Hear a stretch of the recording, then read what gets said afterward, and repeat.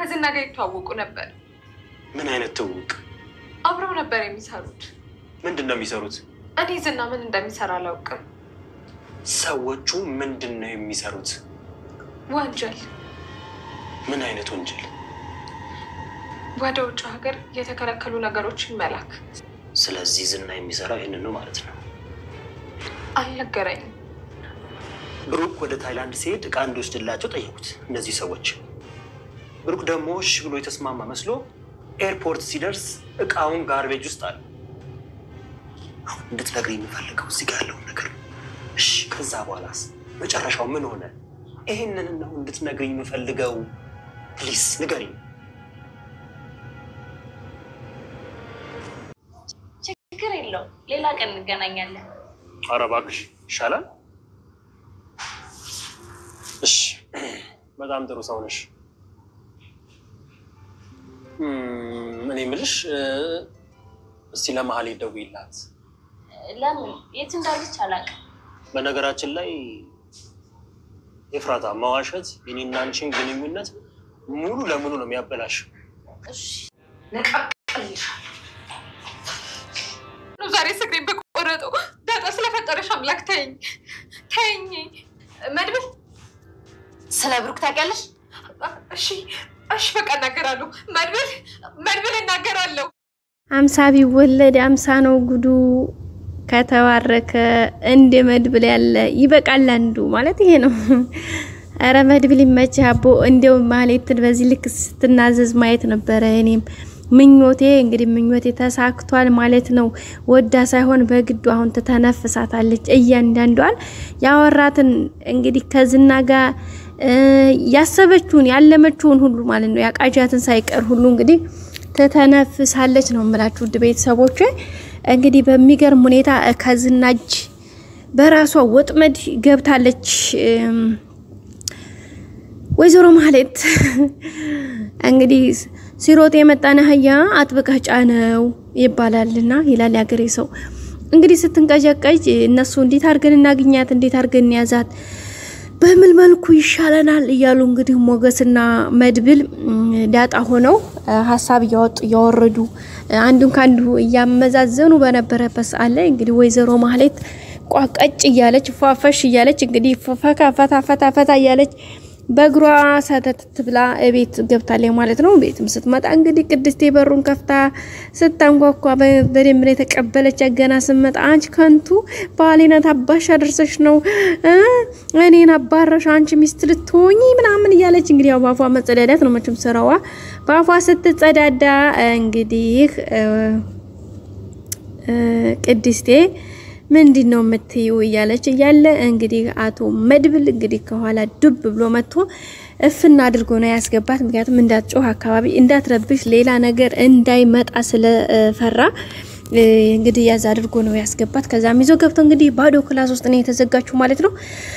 እጇንም ወይ ፍጥኝ እግሯንም ባንድ አድርጎ እንግዲህ አጠራርንፎ አስሮ ተናገሪ እያለ እያናዘዛት ይገኛል። እንግዲህ ደግሞ ነገሩን ማራዘም ስትፈልግ ዳጣ ነይ እያለ ነበር። ዳጣ እንግዲህ አንቺ ምን አባሽ እንግዲህ ይሄን ታዲያ ይሄ ቆዳ እግርሽ እንዲሁ ይነቀለኛል እንደ ያታግለኛል እንደ በኔ ፓወር፣ ስለዚህ ዘፈዝፍሻለሁ እነቅለዋለሁ።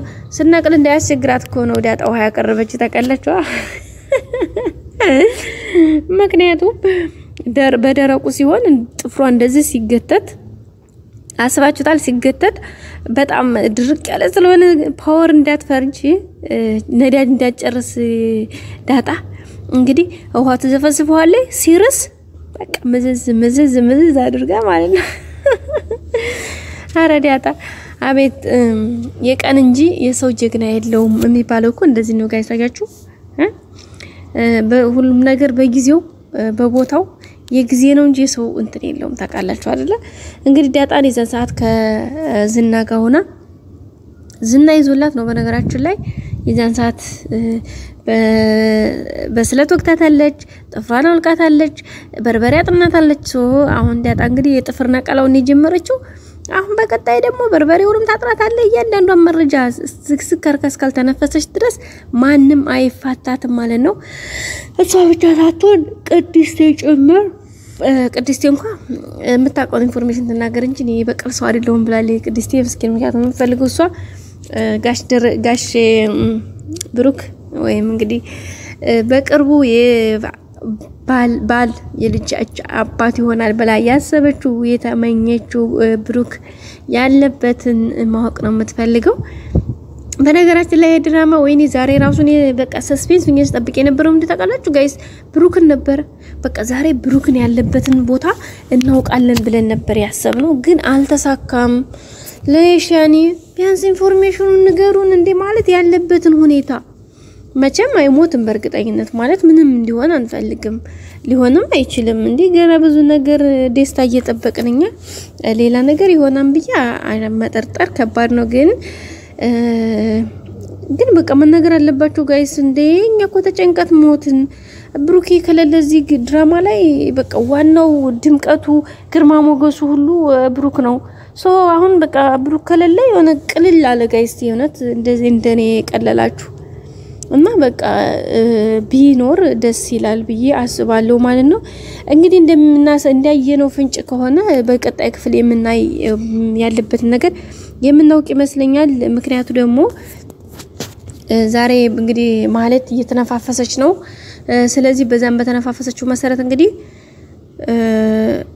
የሆነ ዝም ብሎ የነገረ ጭምጭምታ አለ ብላ ለእንትና ጀምራለታለች ማለት ነው ለመድብል ምንድነው እኮ እሱን ነው የምፈልገው ያላት ነበርና እንግዲህ ብሩ እንትና ዝና ከነዛ ከሰዎች ጋር እንደሚሰራ ከወንጀለኞች ጋር እነሱ ደግሞ ከዝና ጋር አብረውት እንደሚሰሩ ዝና ደግሞ እንደዚህ ነገር ይሄን ነገር እንደሚሰራ እንግዲህ ነግራለች ማለት ነው እሺ ያለው ነገር ደግሞ የብሩክን ሁኔታ ተናገሪ ካልተናገርሽ ግን አለቅሽም ብሎ አሁንም ይዟታል እንግዲህ ያላትን ሁሉ እንደምትተነፈስ አንጠራጠርም ወደ ቤተሰቦቻችን እናንተ ላይክ ሰብስክራይብ በማድረግ አብራችሁን ሁኑ ማለት ነው ቅድስቴ ግን በጣም ነው የተጨነቀችው ማለት የብሩክ ጉዳይ በጣም እሷ ብቻ ሳይሆን ሁሉም ተጨንቀዋል ግን የብሩኬ ደግሞ በቃ የቅድስቴ ደግሞ እንደምታውቁት ምን ይዛ ሰዓት እንቢ ባላልኩት ምን ነው ባልመለስኩት ምን ነው እንደዛ ባላልኩት እያለች